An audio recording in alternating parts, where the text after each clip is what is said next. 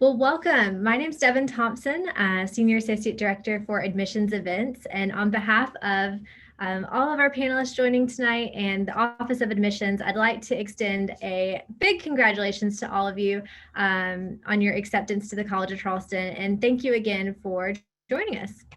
Just a reminder to please keep your cameras you can keep your cameras on, but keep your mics on mute tonight. That'll help kind of cut down some of the background noise as we get started. A few more housekeeping items. We have a wonderful lineup of presenters tonight from our support services and campus resources on campus who are going to answer all of your burning questions that you have about CFC and next steps moving forward. But we know you're probably going to have some additional questions for them. So we do ask that you put those questions in the chat and we'll conclude with a Q&A after all of our presenters have finished this evening. So here you'll see our lineup of panelists for this evening. We have a fantastic group of college partners on the call tonight, and I'm not going to take up any more of your time. So we will now get started with Erica Harrison-Jones, Associate Director of Financial Aid, and she's going to be representing Financial Assistance and Veterans Affairs tonight. Erica? Thank you, Devin. And I want to echo Devin's sentiments with extending my congratulations to each and every one of you on your acceptance to the College of Charleston's class of 2025. So we just want to take a few moments to talk to you a little about the Financial Aid Office and some of the resources that we offer. Next slide. So what exactly does the Financial Aid Office do? So we determine eligibility for federal, state, and institutional financial aid. And this process sometimes is required through verification. So if you've completed the FAFSA, we would be reaching out to you to request additional information to help us determine that eligibility. Our office also awards the financial aid, and we send emails to students regarding any missing requirements. Those are normally sent to the CFC email address if you've already paid your admissions deposit. If you have not, then those emails are sent to the personal email address that we have on file that would have come over with your application to College of Charleston. We also have the ability to exercise what's called professional judgment for special circumstances, and we'll talk a little about that in one of the future slides. And then we do things like we're doing tonight, which is providing guidance to students and parents regarding the financial aid programs and processes. Next slide, Devin. So scholarship information. When it comes down to institutional merit-based scholarships, all students that met the eligibility criteria for that were notified in their acceptance letter, and it would be available for you to see in your admissions portal. Rest assured that every single student that applied for admission as an entering freshman was evaluated for merit scholarships. That was not a separate process that had to be requested by students. These particular scholarships are considered renewable, and there would have been an email sent to each scholarship recipient indicating what the student has to do in order to renew that scholarship from year to year. Every student that was evaluated, we evaluated based on GPA and class ranking, if that information was available. As you know, the College of Charleston was considered test score optional for the fall 2021 cohort. So test scores were not a factor in determining eligibility for merit scholarships. We anticipate state scholarship eligibility to be determined by March 1st. So all of that information will be contained in the My Charleston portal. And if you completed an application through our Cougar Scholarship Awarding System to be evaluated for any scholarships through of the various departments, we expect those notifications to be sent out in early March as well.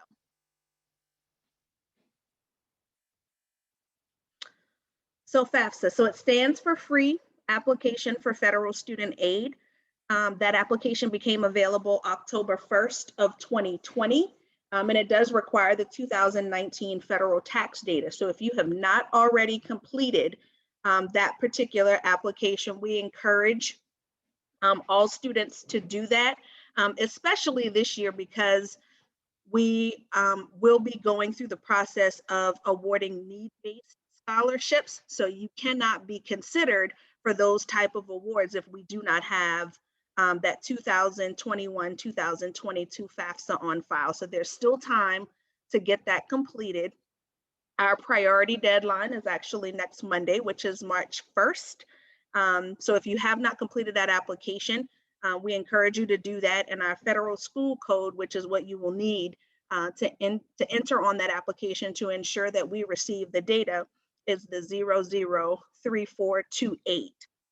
Now, for any student who has already completed the FAFSA, if you have not been selected for the federal verification process, we are anticipating that full financial aid packages will be available sometime next week. If you have completed the FAFSA and were selected for verification, that process will have to be completed before we can determine your eligibility for any type of federal and, in some cases, institutional aid. So professional judgment. We recognize that the FAFSA is based on 2019 federal tax information. And we also recognize that a lot of people's financial situation is completely different now than it was in 2019. So if you've had a loss of employment, change in income, divorce or death of a parent after the FAFSA was filed, you had a one-time lump sum, took money out of an IRA, something along those lines, you would want to reach out to our office so that we can look to see if a professional judgment would be in your best interest. We have the forms available on our website, and I've listed our website here at the finaid.cfc.edu. So if it's the parent that experienced the change, whether it be an income or marital status or something along those lines, you'll have to complete what's called the PCAR 22, which stands for Parent Contribution Adjustment Request Form 22. If it's the student that experienced the change, then it's going to be the SCAR, for Student Contribution Adjustment Request Form. So you'll just download those documents. It'll tell you on the form exactly what type of documentation needs to be submitted based on the circumstance. And the completed form and the documentation can either be emailed to the financial aid office or it could be faxed to our office as well.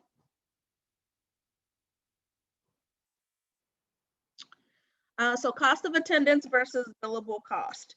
So this one is a very important slide in my opinion, because when you are looking at what it's ultimately going to cost for your student to attend the College of Charleston, it's important to know the difference between the cost of attendance and billable costs. Cost of attendance simply represents the maximum amount of financial aid that a student can request for an academic year. So if you are a resident student, that cost of attendance is listed at $30,570. You're a non-resident, $52,349. But when you're actually looking at, if you're trying to budget and figure out exactly what you are going to be responsible for financially, the only pieces or the only components of this that you really want to focus on are going to be tuition and fees, room and board, and your library and technology fees. These are the only ones that are truly billable through the college. So while books are a very important part of your registration and enrollment, it's not an actual billable cost through the college. So you can still, in fact, request financial aid to help pay for that, but that's not something that you're actually going to see on the bill. So I just want to make sure that you understand when you see the two, how you need to be budgeting for what your actual costs are going to be. So what should we be doing now? Reviewing financial aid requirements in My Charleston. to ensure that no items are missing. So currently we have turned off My Charleston because we are working on the federal financial aid packaging process.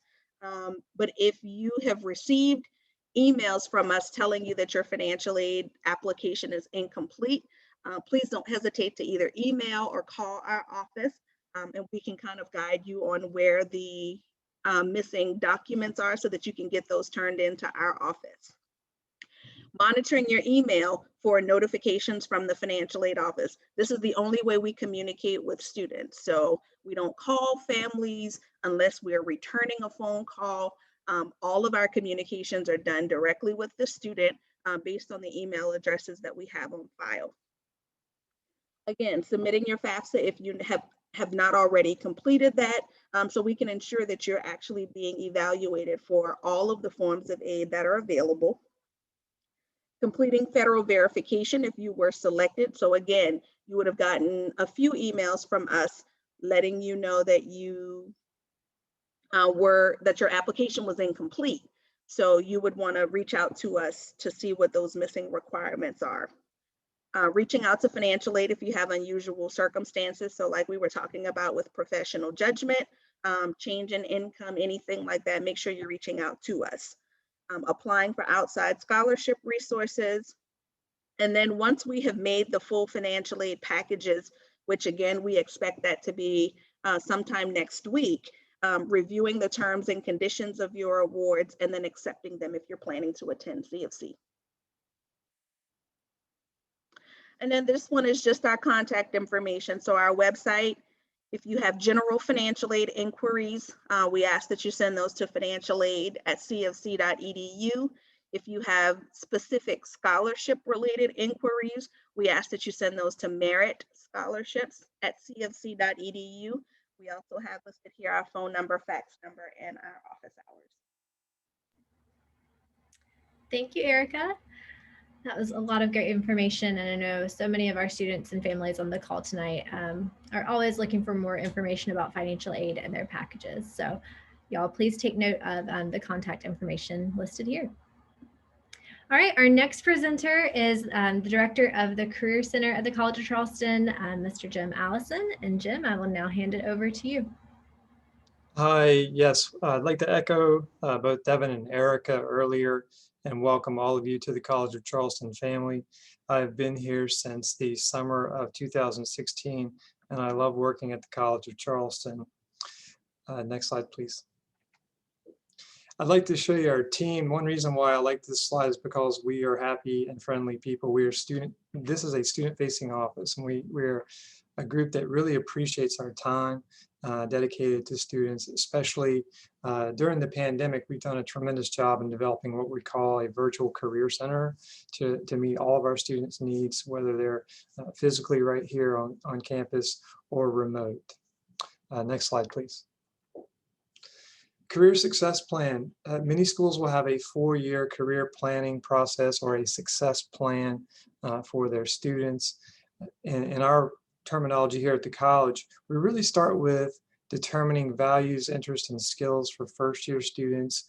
Some of that begins right when students land on campus because we have motivated students who'd like to learn more about how to connect a major or choosing a major down the line to their current interests and skills.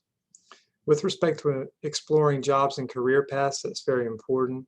We do talk to first-year students and second-year students in particular about various career options and jobs. My office oversees the student employment process for the college, which means at any given time we have about 1,000 students employed as undergraduates here. And that's something that's very important to me with respect to experiential learning. In other words, I treat student employment as a learning opportunity, especially with that direct communication with a supervisor here on campus or virtually. We've been able to convert many of our campus jobs to a virtual environment the past several months. Gaining work experience is so crucial. Really what this is discussing here or mentioning here with gaining work experience is internships. Students hear about internships high school students hear about internships as part of tours, as part of starting college. I'm very committed to that.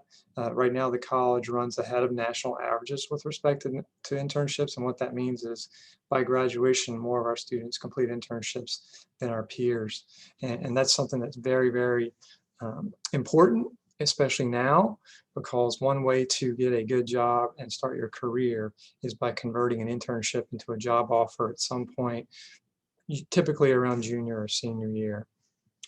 Building a network and networking in general, we've been able to convert much of that to a virtual environment.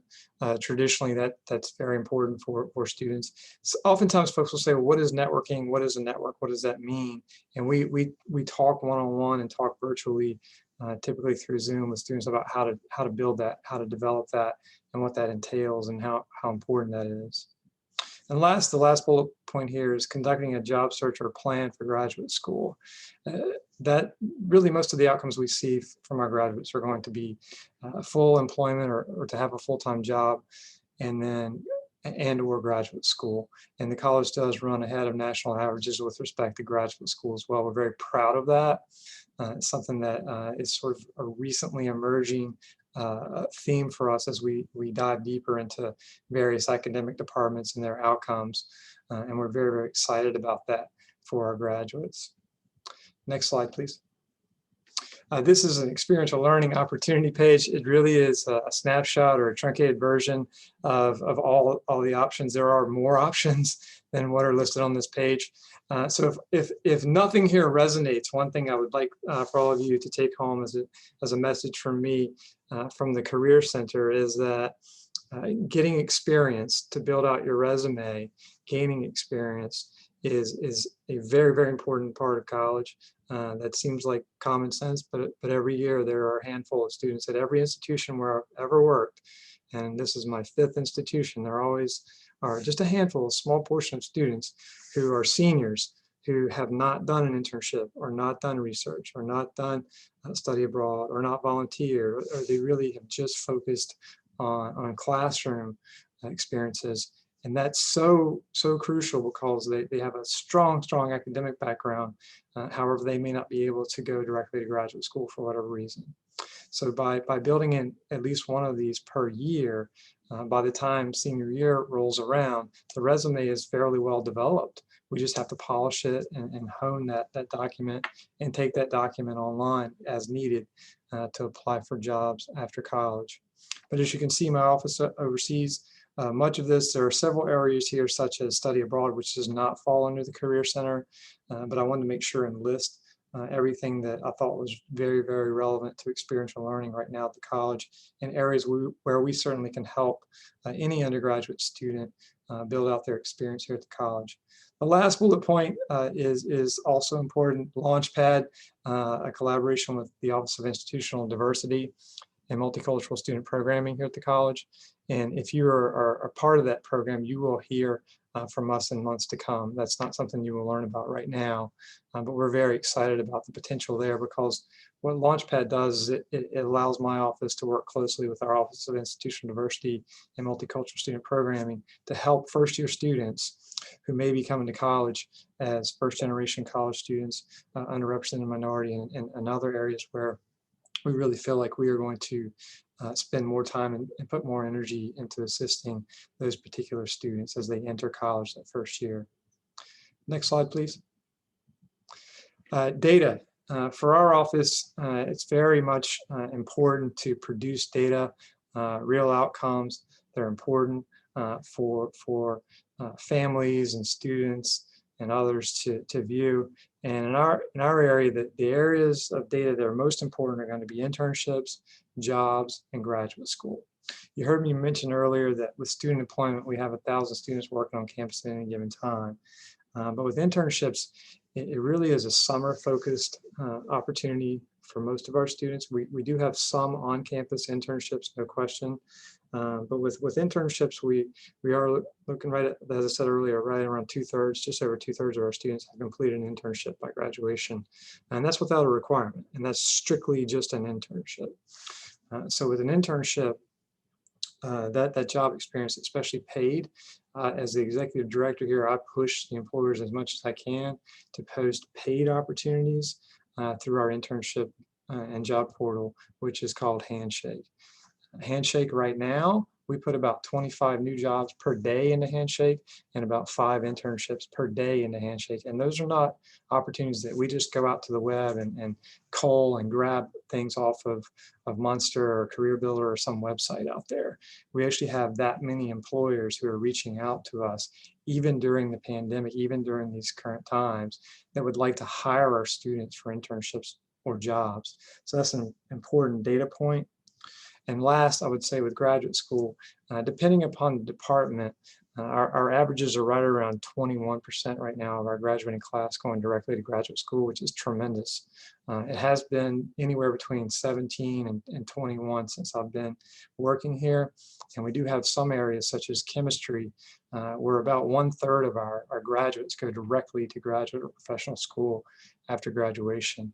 So that's a type of data mining and the type of granular information that I can help once you attend the college, help you really dig deeper and look deeper into your area of interest and find good internships and jobs in particular, as well as graduate school. Next slide, please. Just a few things about our virtual career center, because I think we will continue the virtual career center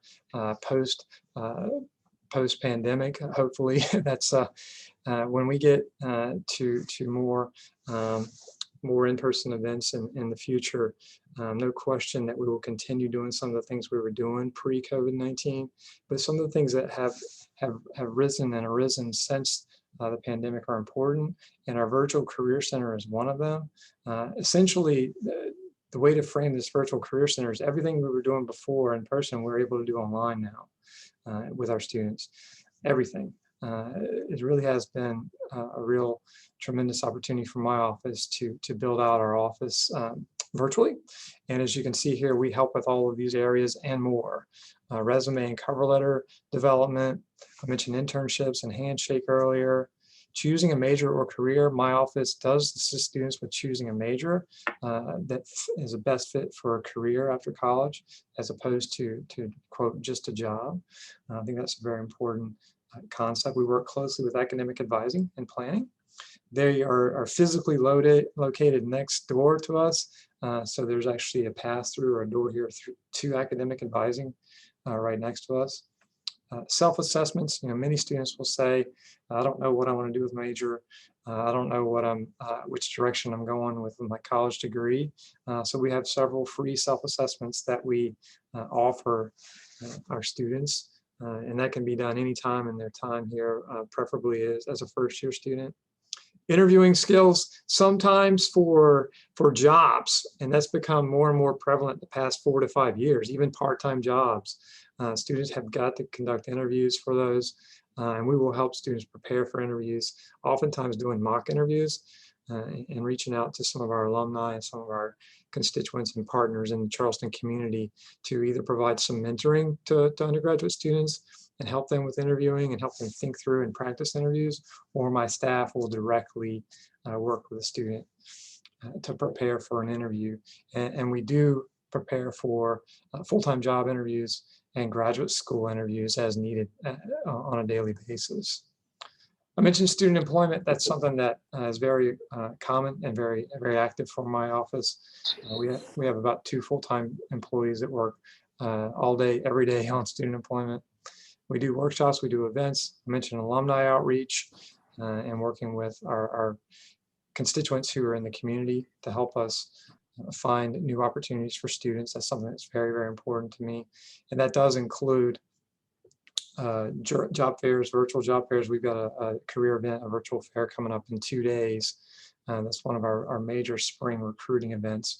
And uniquely this year, we have asked our employers to come ready to interview and ready to hire, as opposed to a traditional walk around and perhaps almost meet and greet with employers. We're asking our employers to come to this event on Thursday, ready to interview our students and ready to hire, and really get to that level on Thursday. Graduate school preparation, just something I mentioned a couple times. I think it's important. We work directly with faculty. So the students not only will have a faculty advisor ultimately, but that's something where my office will partner with those faculty advisors to help students get ready for life after college. And I mentioned the employer engagement and virtual fairs. Right now with Handshake and 25 jobs and 5 internships per day, we are busy with employer engagement, and it was extremely busy pre-pandemic. And I would absolutely consider the next couple of months and certainly moving forward, we will stay very, very busy based on the Charleston economy and this area in particular.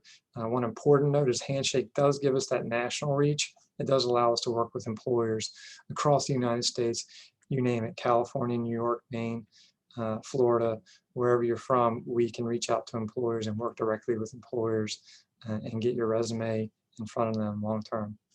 And the last bullet point, I mentioned networking, tips and opportunities. That's just something that, again, we help with conceptually what that means and help students to understand how to do that and how to build that out while they're here at the college, and then become engaged alumni and hopefully one day give back and help other undergraduate students and current undergraduate students to learn more about career opportunities. I've got my information there, my contact information at the bottom. We're fairly simple to find, Career Center at cfc.edu. You'll find our virtual career center there. And truly, if you ever need anything from me, feel free to contact us via our site or via the phone number here. And I'll be happy to help anyone with any questions in the future. Thank you. Thank you, Jim. That was great information. As a former student worker on campus myself many years ago, I know I've always benefited from the resources of the Career Center. You know, it's just wonderful to our students. All right, our next presenters will be Megan Rowe, Director of Campus Housing, and then we also have Amanda Finch, who will be joining us from Dining Services. So we're gonna start off with Megan, and then we'll pass it over to Amanda. Welcome, Megan. Thanks, Devin. Let me just say again how excited we are to welcome you to the College of Charleston. Before I get started with information about campus housing, I want to introduce you to something relatively new to our campus, and that is Campus Services HQ. If you or your student has a question about campus housing, dining, your campus ID card called the Cougar card, campus parking or transportation, I encourage you to get in touch with HQ. Their phone number and email are listed here.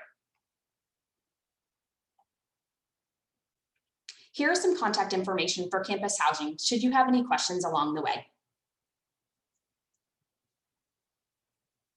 Campus housing works to help students find their home away from home. Campus housing can help you with building choices, room selection, move-in, keys, and more. If you have questions about housing logistics, we are your go-to people. We work closely with Residence Life to provide your best on-campus experience. We know that one of your first questions might be about plans for fall housing, since this year saw some changes due to COVID. Our plan is to return to normal housing density for the 21-22 academic year, while keeping some rooms offline to use as quarantine and isolation spaces as needed. Of course, if you have any questions about housing, you can always contact us here in Campus Housing. We encourage incoming students to live on campus if they can. It's obviously convenient to be close to classes and dining, and living on campus has been shown to help students succeed both academically and emotionally in a fast-paced college environment. The list is endless, but here are some of the top reasons why you should live on campus. The convenience factor is great. You certainly can't beat living in the center of everything, but you also can't underestimate the value of living in a tight-knit community, both socially and academically. You can cheer on the Cougars at the TD Arena, which is just a short walk from the heart of campus. Our fitness center is also right at your fingertips. Finally, our residence halls have free laundry, high-speed Wi-Fi, and everyone's favorite free toilet paper.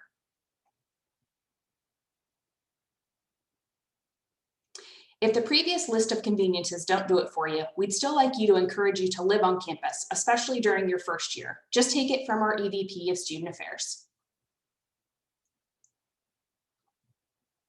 We offer a huge variety of living options, from traditional rooms and apartments to beautiful historic homes. Some halls and the historic houses are reserved for upperclassmen, but other than that, freshmen are not required to select a specific hall. We want you to find your perfect home away from home at the College of Charleston. We encourage you to visit the Residence Halls page under housing.cfc.edu to find our 360-degree video tours of all of our halls.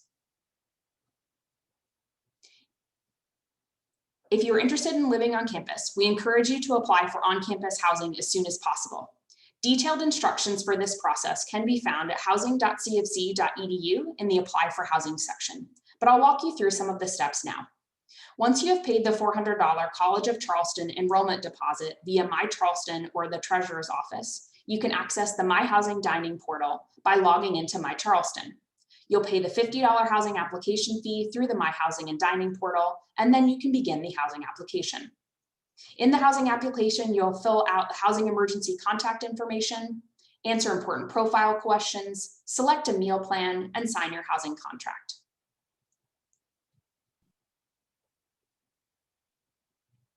One of the first connections you'll make is with your roommate, so we understand how important finding a good match is. If you've already found someone you wish to live with, you can create a roommate group in your housing application. In order to select one another, both students need to have completed the housing application. Roommate groups for incoming students should be an even number with a max of 8 people. You will be able to form a roommate group until May 15th. If you haven't found your perfect match, don't worry. We have a powerful roommate search tool that allows you to search for roommates using keywords or answers from profile questions. You can even message potential roommates through the My Housing and Dining portal. All incoming students who pay the non-refundable CFC enrollment deposit, the non-refundable housing application fee, and complete the housing application by May 1st are guaranteed on-campus housing. After May 1st, students are offered housing as space becomes available. Incoming students select their room in the order of their housing application completion date. The sooner you complete your application, the better. You can go back in and make changes to any part of your application, including roommate preferences and meal plan, once you've completed the application. In June, all incoming students will participate in room selection, and we will send more information to you about that in April. Now I will turn over the presentation to Amanda Finch from Dining Services. Thank you so much, Megan. And again, I want to echo everybody else on this call. Congratulations for your acceptance.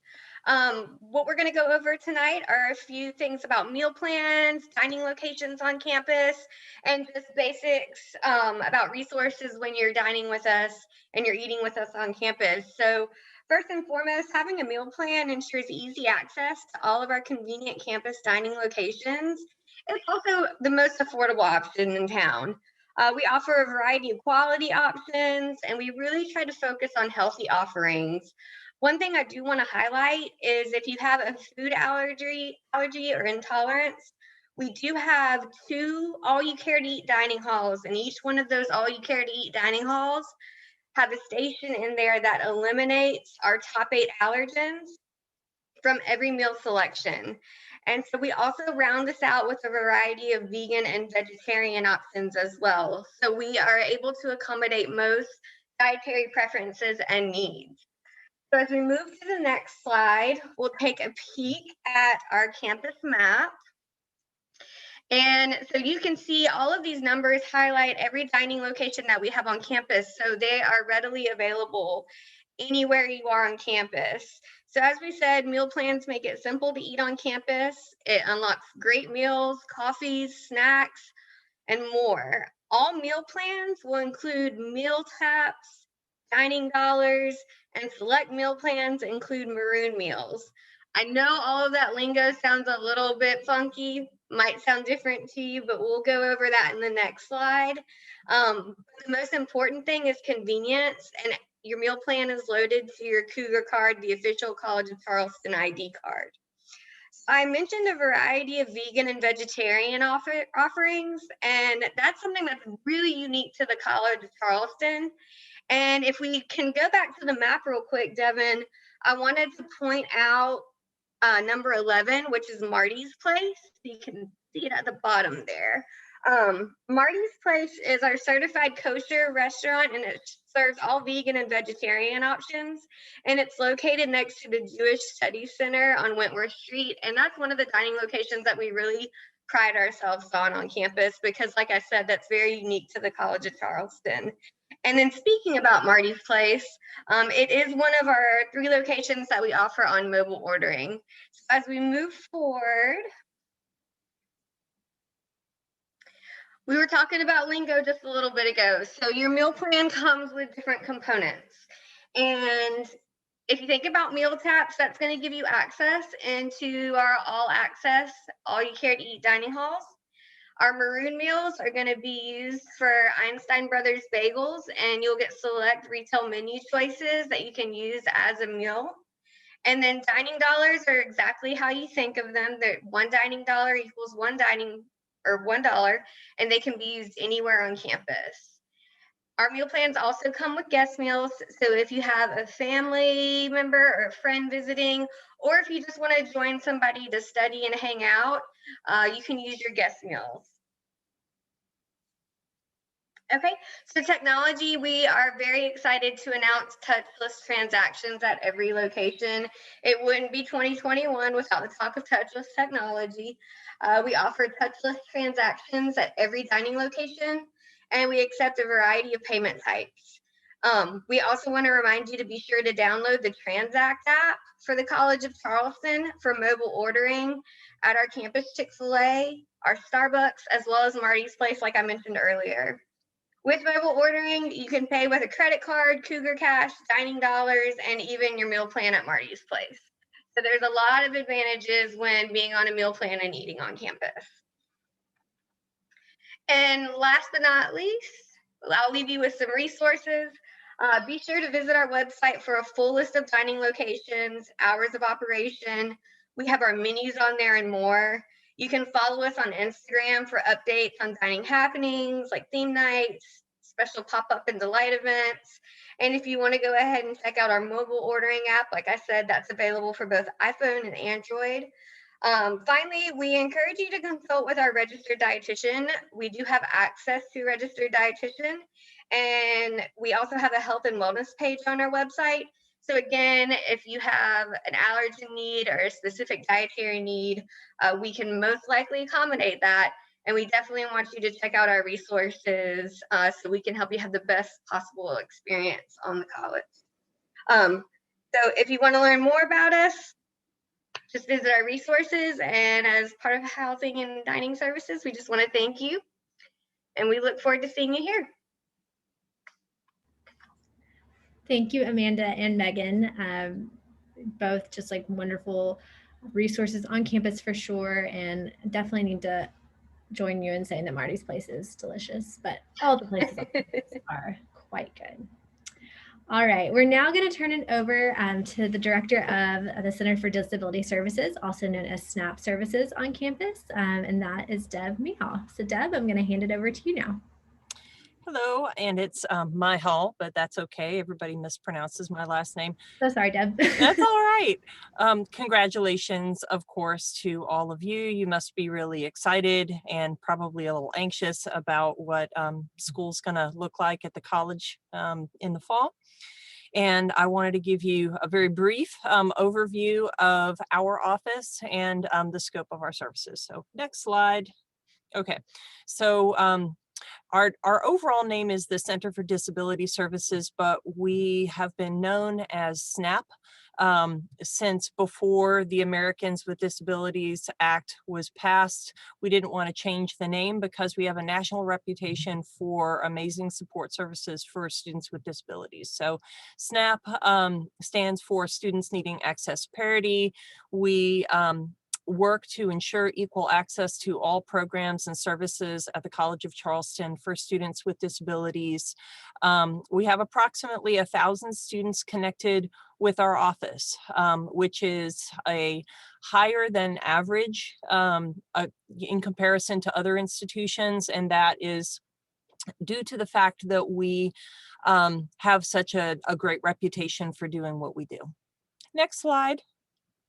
Okay, again, so just some of the honors that we've received include our designation as a learning disability friendly campus and a top college for students with visual disabilities. Next.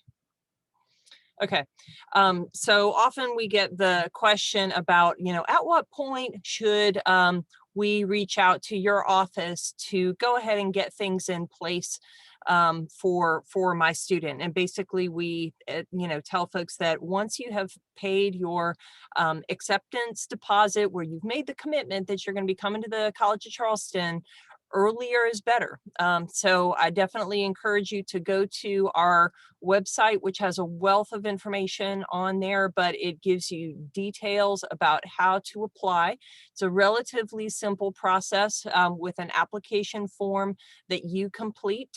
You would provide documentation of the disability, and if you are seeking alternatives to the general education, math, or foreign language requirement on the basis of a disabling condition, then there is a letter that you can also submit as a part of your application packet. But you deposit all of that electronically to our Secure Share portal on our website, and then your request is processed. Go on to the next slide. Okay, generally, and you'll see a lot more information on our website, we're looking for documentation that's current, ideally within 3 years. However, we understand that sometimes folks maybe haven't been evaluated in 5 or 6, and we really try to make a judgment call based on the individual, and the content of the documentation that's provided to us needs to be done obviously by a qualified professional who is licensed to make that diagnosis or the conclusions, something clear for us to go by, and a comprehensive developmental history related to the disability. Often, again, a frequently asked question is, doesn't my IEP transfer to the post-secondary environment? And it doesn't. An IEP is considered more of an administrative document in the K through 12 educational setting. And upon your becoming an adult, then the ADA takes over, and you would request accommodations in a manner similarly to if you were going to be pursuing accommodations in an employment setting. So it's definitely a change in the law. And also, if you visit our website, you're going to find a page on there that's related specifically to transition from high school to college, with a bunch of really helpful information in there. Okay, next page. Slide, I'm sorry. You can go on to that. There we go. Okay. Yeah, depends on the disability as to what sort of documentation is required. So what we would need for the student with dyslexia is going to be different from what we would need for the student with low vision. So please do visit our website, which gives you not only a general overview of what we're looking for, but also gets into the weeds about, if I have this, this is what we're looking for. Okay, next slide.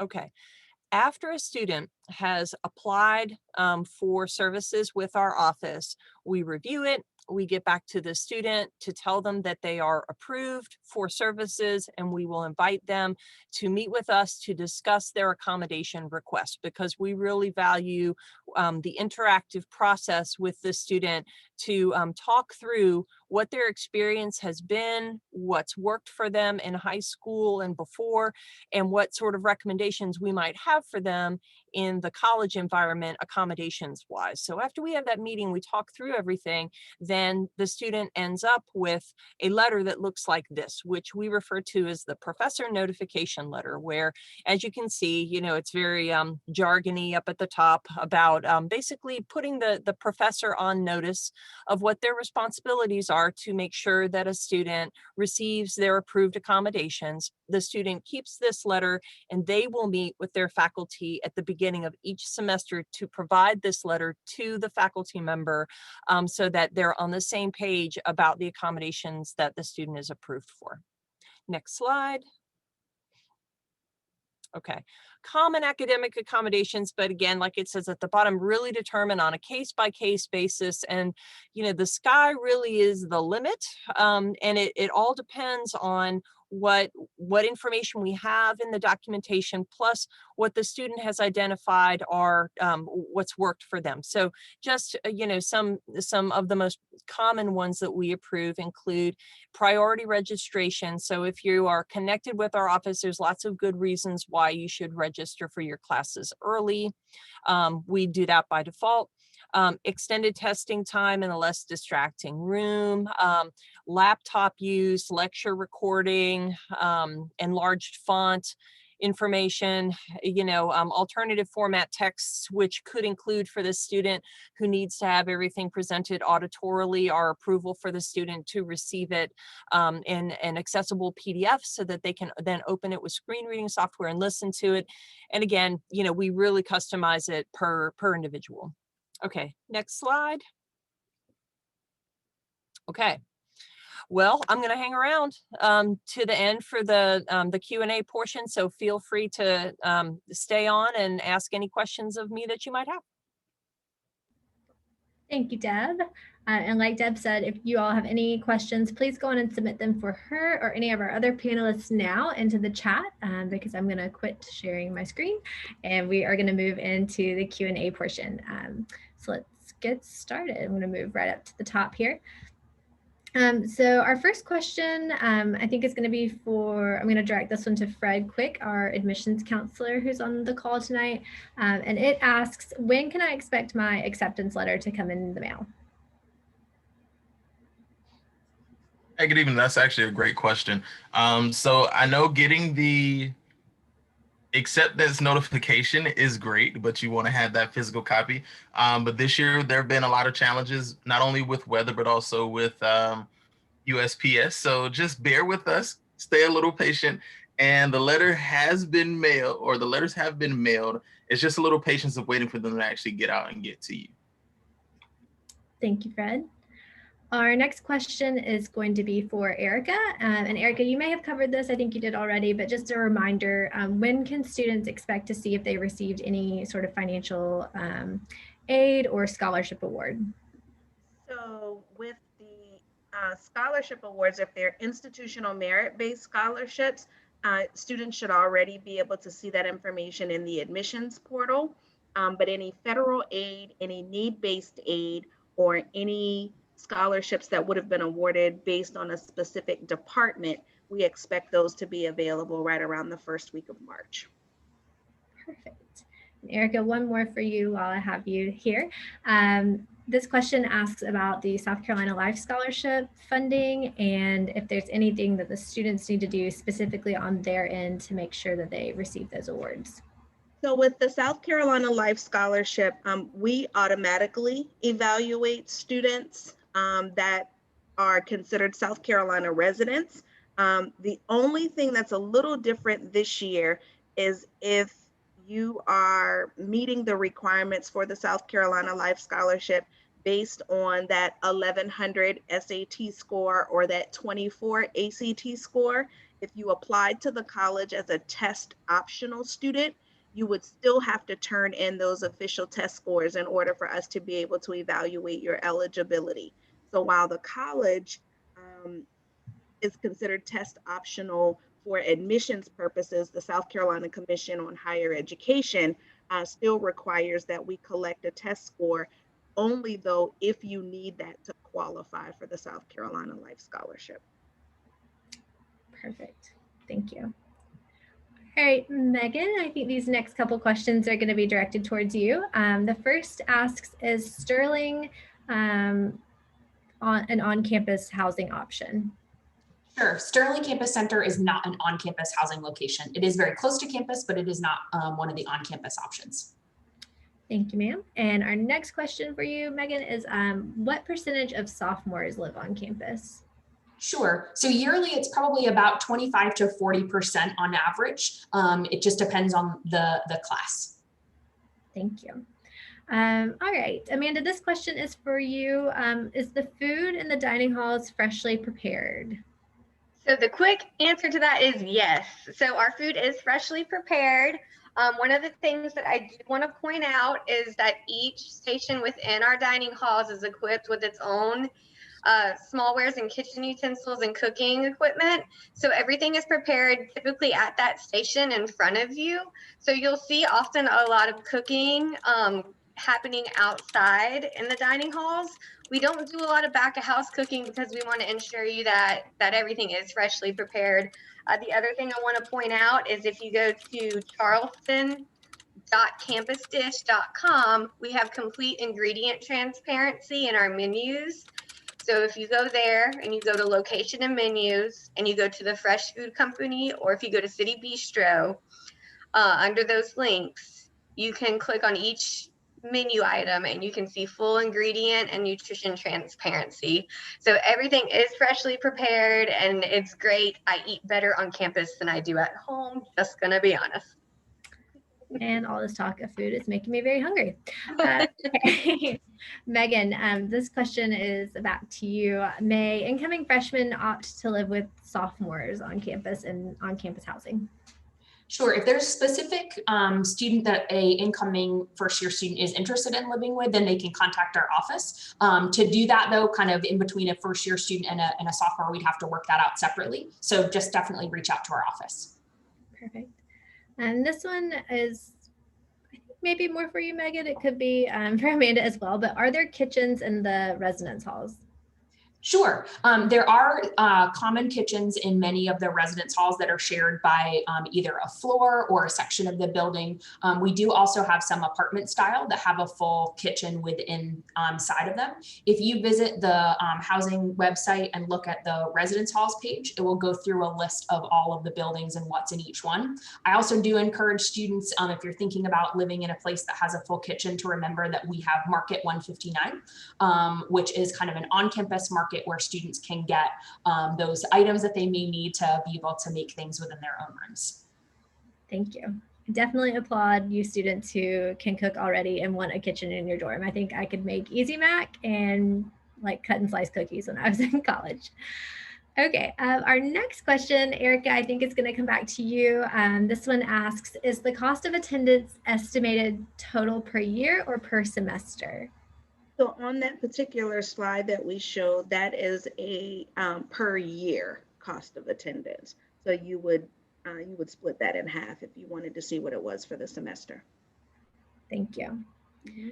All right, Deb, this question is for you. This student is asking if SNAP, or if it's not SNAP, if there's another office on campus, offer any psychiatrist or therapist counseling for people with issues like anxiety or something like that. Well, our counseling center does provide all sorts of mental health support. There is a psychiatrist on staff.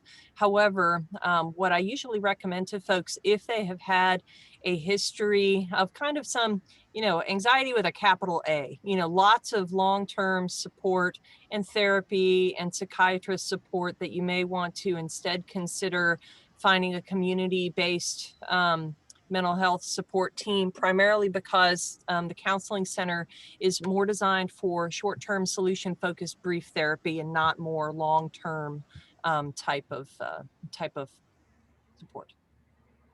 It's very good information to have. Thank you, Deb. And I think the next couple questions, Deb, are going to be directed towards you. So our next question asks, if a student has extended time as a test-taking accommodation, how will that work? Okay, so typically how that works is that the student is proctored in our alternative testing site if it's an in-person course. The student would come to our site, which is quiet and proctored by our staff at the time that the other students in the course are in the classroom taking their tests with the rest of the class. And so we will proctor them for the extended time that they're provided, and then we will return the test to the faculty member electronically. Perfect. And this next question asks, is it unrealistic for a student diagnosed with dyslexia and dysgraphia to receive a foreign language waiver or substitution? No, we actually do that all the time. If you have a language-based LD, foreign language alternatives are absolutely available. You just have to go through that process that I described earlier to request that. Thank you. Erica, this question is going to be for you. This student is asking, if we have a 529 savings plan for college, how do we use this to make payments? So you would want to work directly with our treasurer's office because the 529 plan payments are handled by that office. So you could send an email to treasurer@cofc.edu. And anybody in that office would be able to walk you through that process. Thank you, Erica. All right, Mr. Quick, this question is going to be directed towards you. It asks, as someone who is currently taking dual enrollment coursework, how will that work when I begin in fall 2021? I think they're just asking what kind of documents they need to supply, things like that. Perfect. So the transfer process, or just verifying your credits, this comes from your high school counselor when they submit your final high school transcript. Sometimes they will work with the technical college to make sure those are transferred over as well. Before you go through orientation, it'll go through a verification process of its own sort. So you would receive credit for them and you could be advised appropriately. Thank you, Fred. Megan, this next question is for you. Is housing guaranteed all 4 years? Sure. So any student that wants to live on campus is welcome to apply. We definitely encourage students to live on campus for as long as they want to. As long as students follow our process and timeline for applications each spring, then they will be allowed to live on campus for as many years as they'd like to. Thank you. All right. I'm not sure, this probably will be a better question for Fred to take, or either one of our representatives from Campus HQ might be able to answer, but just asking about freshmen having cars on campus and parking on campus in general.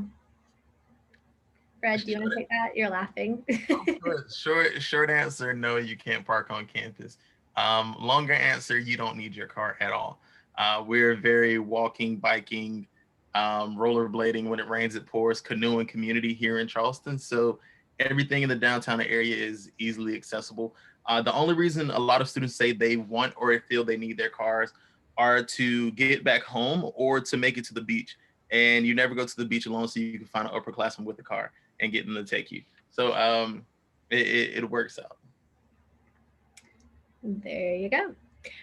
All right, our next question is going to be again on housing. So Megan, this one asks, is it advised to fill out the housing application even if you haven't made a final decision on college selection yet? Sure. So you're only allowed to fill out the housing application once you have paid the enrollment deposit. But if you have paid that enrollment deposit, I do encourage students to then apply for housing. If you then make a decision later, you can always go ahead and cancel. Our cancellation information is on our website as well. But I do encourage anyone who's thinking to definitely apply as soon as possible, since your application is directly tied to when you would be able to select housing. Thank you, Megan.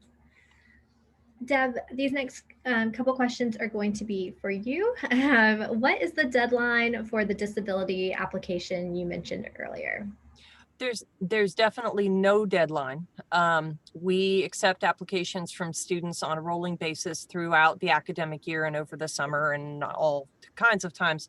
The thing to keep in mind, however, is that if you want to make sure that you've applied and we've had an opportunity to review your application, have our dialogue with you, establish the accommodations, get you your letter, then if you want to have all of those things in place prior to the first day of the fall semester, then I would say no later than July 1, because once it's after July 1, everybody waited until the last minute. So we are very piled on by last minute applications, and it can take us up to 2 weeks at that point to get to an application. And we ideally want to get everything in place for you so that you've got that letter first week of class to give to your professor. So, if you want to do it right now, you can. So earlier the better. Stay organized, right? Keep on top of it. All right, our next question is going to be for Jim. Sorry, Deb, I thought you had two in a row, but I was mistaken. Jim, this question asks, if I'm considering going to law school after undergrad, is there a special advisor or someone that can help with course selection and help the student get on that path? Yes, we have a pre-law program and a dedicated pre-law advisor here at the college. Academic advising and planning, as well as the Career Center, can also assist students in that process. However, we work very closely with the pre-law advisor. Perfect, thank you. Fred, I'm gonna let you take this question. A few students have asked, are students required to take a foreign language at the College of Charleston? And if so, does it have to be the same language that they took in high school? Outside of receiving accommodations, yes, but we have 12 different foreign languages available here at the college. So it doesn't have to be limited to just Spanish or French. If you want to try your hands at Mandarin or Russian or Latin, you are free to do so. It is, I want to say 12 credit hours need to be completed in a foreign language for your degree path, which could be done in as little as 2 or 3 classes. But in most cases, it'll be four classes of a foreign language. Thank you, Mr. Quick. And Megan, this last question is going to be directed towards you. I think so. We just had one more come in. The last question asks, what's the general percentage of students that live on campus, and are freshmen required to live on campus? Sure. So a majority of first year students definitely live on campus, probably between 90 to 95% given different years. Obviously this year is a little bit different with COVID. However, a majority of first year students do live on campus. And then what was the second part of the question? Sorry, Devin, I'm terrible with 2-part questions. Are freshmen required to live on campus? So you covered it. Gotcha. Yeah, I was gonna say they're not required to necessarily live on campus. I do definitely encourage, if a student is considering not living on campus, to have a meal plan, because a meal plan, if you're choosing not to live on, will certainly allow you that good connection and be able to allow you to eat while you're on campus taking classes. Absolutely.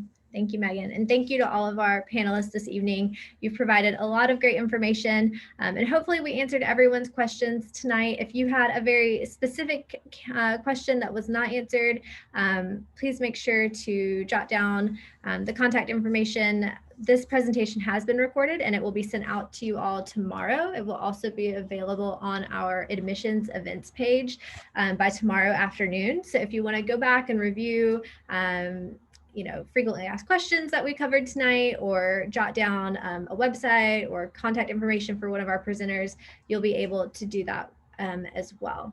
But we thank you all for joining us. I think this was a great evening. If you missed session 1 of Support Services and Campus Resources presentation that was held on February the 8th, that recording is also available on the web now. So you can go back and review that. We had about 4 other offices represented that night, including academic advising, the MSPS office, the Center for Student Learning on campus, and a few others. So a lot of great information is just a few clicks away for you all. But we know you're probably zoomed out, especially if you're still doing virtual school and you may be hungry. So we will release you all back to the rest of your evening. But thank you again for joining us, and stay well. Take care. Bye, everyone.